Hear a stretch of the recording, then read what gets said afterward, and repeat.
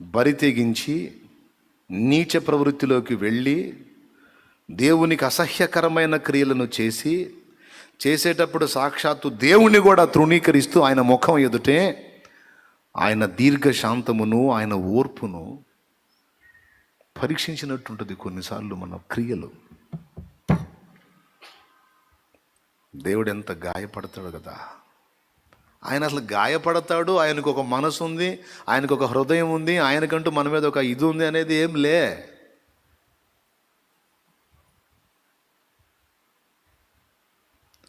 విగ్రహారాధికులు, ఒక మాట చెప్పనియండి ఏమనుకోకుండా, విగ్రహారాధికులు నిర్జీవమైన ఒక బొమ్మను పెట్టుకొని ఒక వ్యక్తిని ఊహించుకొని భయభక్తులు కలిగి ఉంటారు, జాగ్రత్త ప్రదర్శిస్తారు.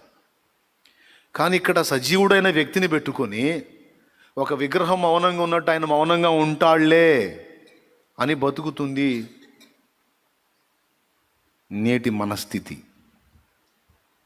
విగ్రహం పెట్టుకున్నాడేమో ఆ విగ్రహంలో ఒక వ్యక్తిని ఊహించుకొని భయపడుతున్నాడు.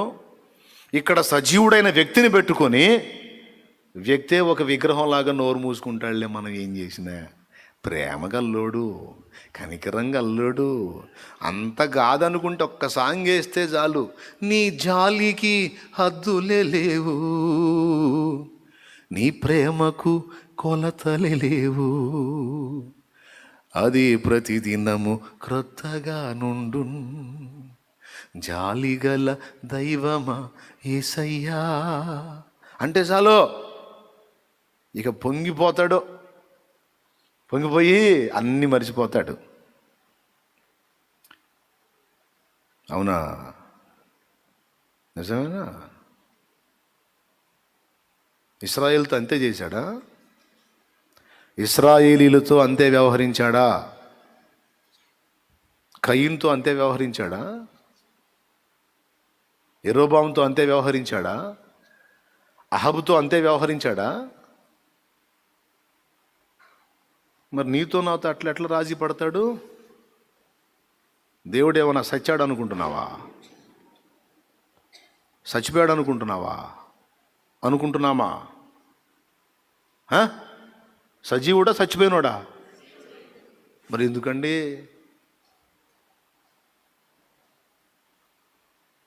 మన జీవితాలు ఇలా అయిపోయినాయి.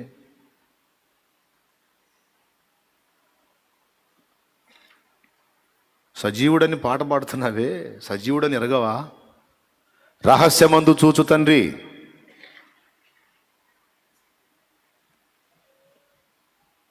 భర్తకు తెలియకుండా నువ్వు చేసే మోసం తెలుసు, భార్యకు తెలియకుండా మనం చేసే మోసాలు తెలుసు, భర్తలకు తెలియకుండా చేసే మోసాలు తెలుసు, తల్లిదండ్రులకు తెలియకుండా చేసే మోసాలు దరిద్రాలు తెలుసు, పిల్లలు ఎరగకుండా చేసేటువంటి క్రియలు తెలుసు. తల్లిదండ్రి నీ వ్యవహారం తెలుసు కదా. మనందరి జీవితాలు తెలుసు దేవునికి. ఇప్పుడు ఏం చేద్దాం?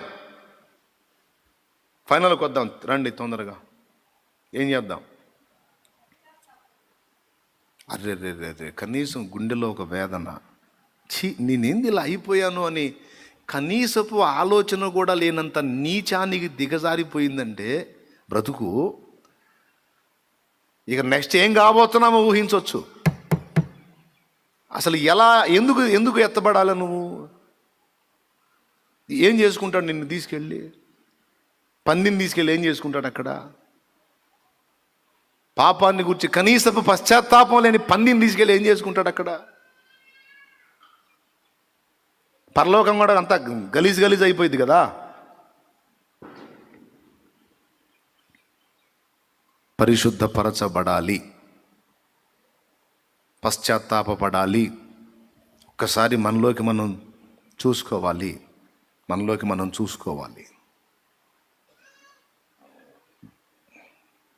ముసుగులో బతకొద్దు, ముసుగు జీవితాన్ని జీవించొద్దు, నాటకాలు ఆడొద్దు, నటించొద్దు. ఎందుకంటే నటించేవాడల్లా, నటించే స్త్రీ కానీ పురుషుడు కానీ దేవుణ్ణి కాదు దెబ్బ కొడుతుంది. నిన్ను నువ్వే నాశనం చేసుకుంటావు, నన్ను నేనే చేసుకుంటా.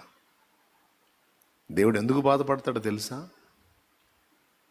నువ్వేదో తప్పులు చేస్తే, నువ్వేదో దరిద్రపు పనులు చేస్తే ఆయనకేదో నష్టం వచ్చి కాదు, నువ్వు నాశనం అవుతావని, నువ్వు సర్వభ్రష్టం అవుతావని, సర్వనాశనానికి నువ్వు వెళతావని ఏడుస్తాడు ఆయన.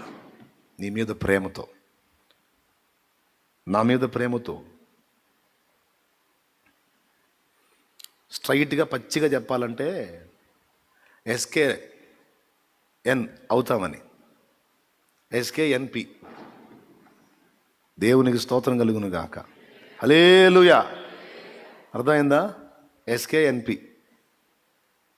అందుకు ఎంతమందికి అర్థమైంది? ఆయనకేమైద్దండి? ఆయనకేమైద్ది? మరెవరికి? తవ్వుకుంటున్నావా? పోయి పడతావు.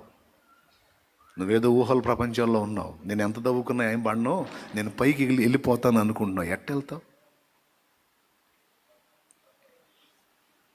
నీవు తిరిగి జన్మించిన వ్యక్తివి, నేను తిరిగి జన్మించిన వ్యక్తిని.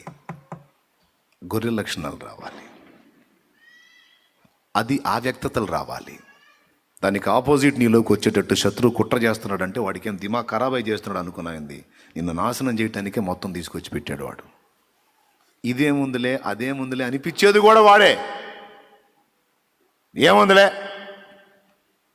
మోకాళ్ళు వేసి ఒక రోజు ఉపవాసం ఉంటే పోయిద్దే, కన్నీరు గారిస్తే కరిగిపోతాడు. ఏముందిలే ఏముందిలే ఏముందిలే. ఏమండో,